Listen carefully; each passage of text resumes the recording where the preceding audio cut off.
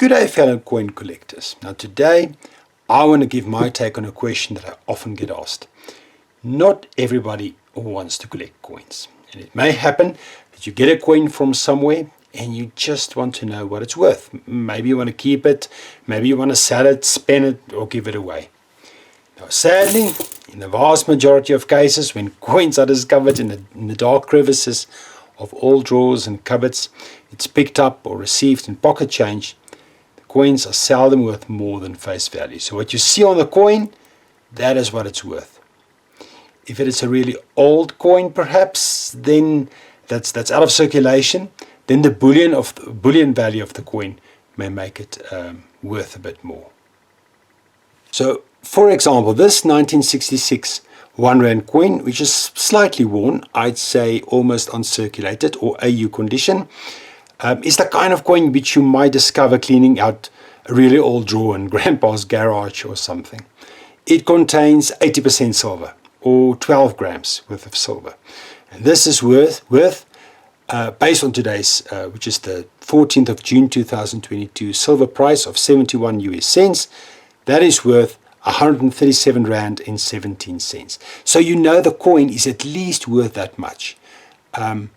Regardless of its condition, because it's all based on bullion value.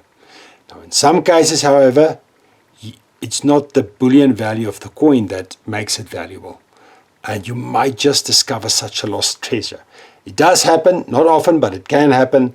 So, how do you go about determining if you've got such a coin, and how do you determine what that is worth? Well, to start off, a top tip that I can give you, which will magically increase the value of your collection, is to simply hit that like button and to subscribe to the channel. Try it, it works. Let's go on to the actual steps on determining what your coin is worth. Now, step one, of course, is to identify your coin, taking into consideration things like the type of the coin, the denomination, the year. That's very important. For example, you now know that this 1966 Afrikaans 1 Rand, which we just had a look at, is worth about 150 Rand, maybe 180 Rand on a good day. If somebody feels quite sentimental, they might buy it for that amount.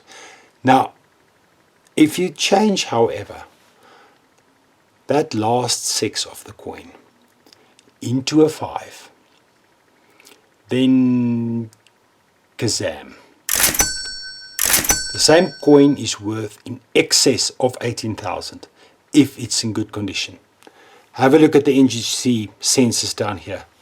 There was only 8 of them minted, as opposed to the 144 in Afrikaans, a very, very rare coin.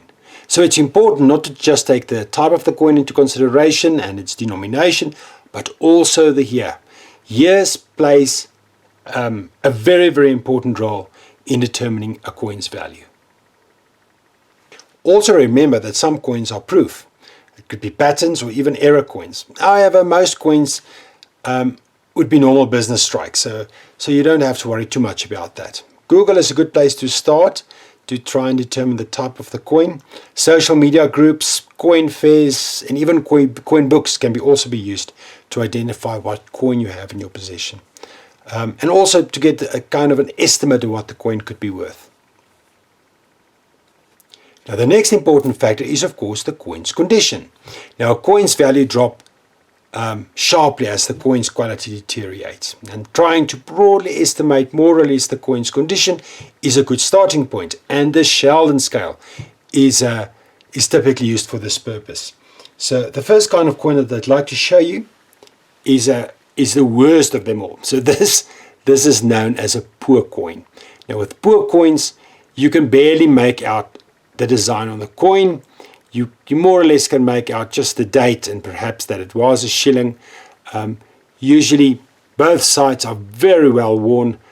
In this particular example, the obverse, there is still some detail of King George V visible, but the reverse, as you can see, almost no design is left, which is typically of the coins of this era because silver is quite soft.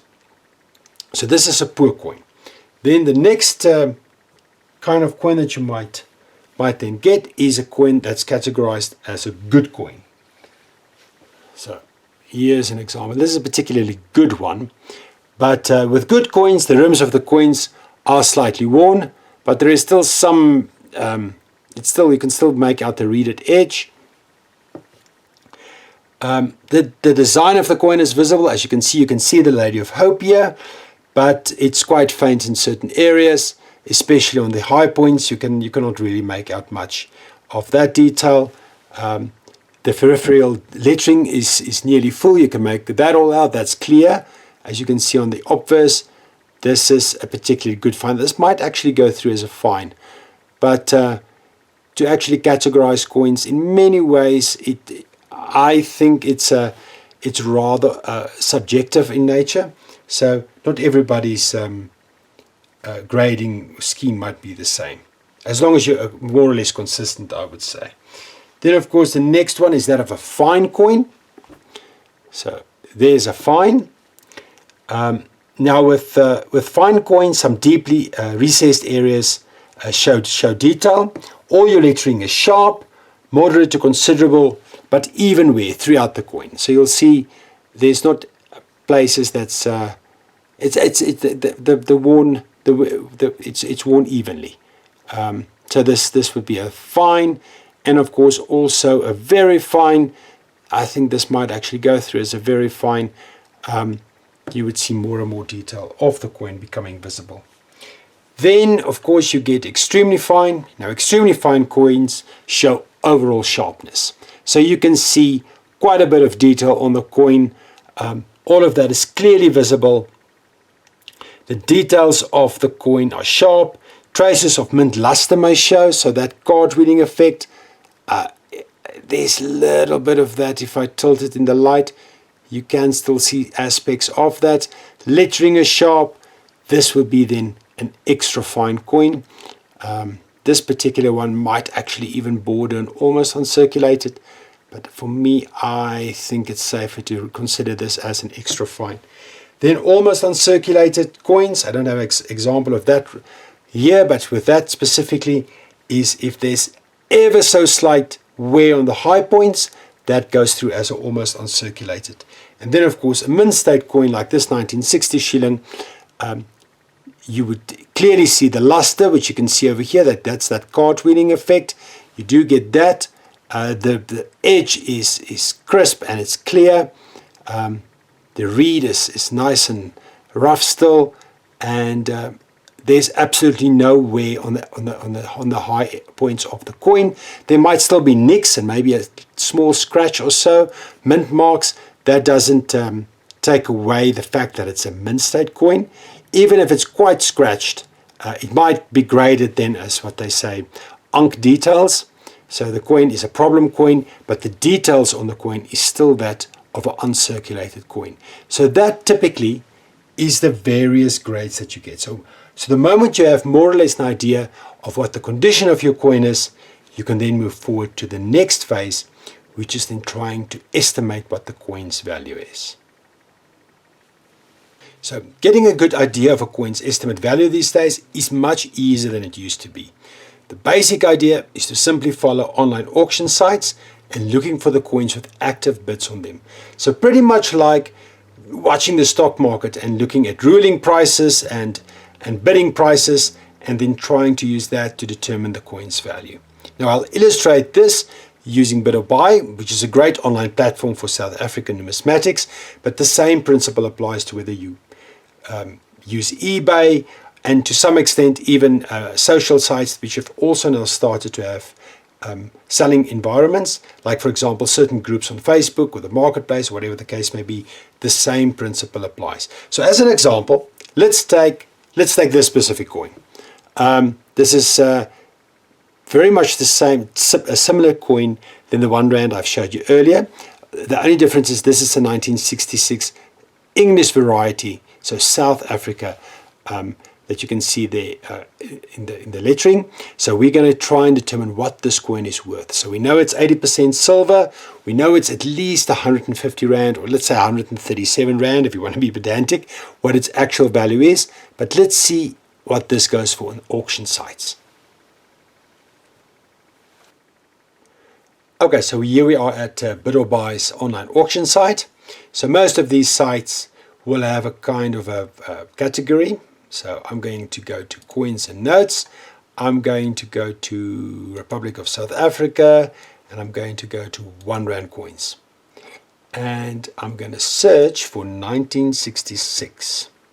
And hopefully we'll find our coin. And I'm going to sort by lower price first, because the lowest price is, of course, that's like the ruling price. That's the price that your coin is worth at that point in time. And you usually also find your bids, or your bids that are currently active, will have lower values to them. So that usually helps. So for example, here's our coin. And that coin currently has a bid on it of 105 Rand, but it only ends tomorrow, so it might actually increase. Here's a bid of 150 Rand. It has 1 bid on it, and this is exactly the same coin that we've got. And here's another one. No bids on this one yet. And as we go up in the list, of course, the prices now increase.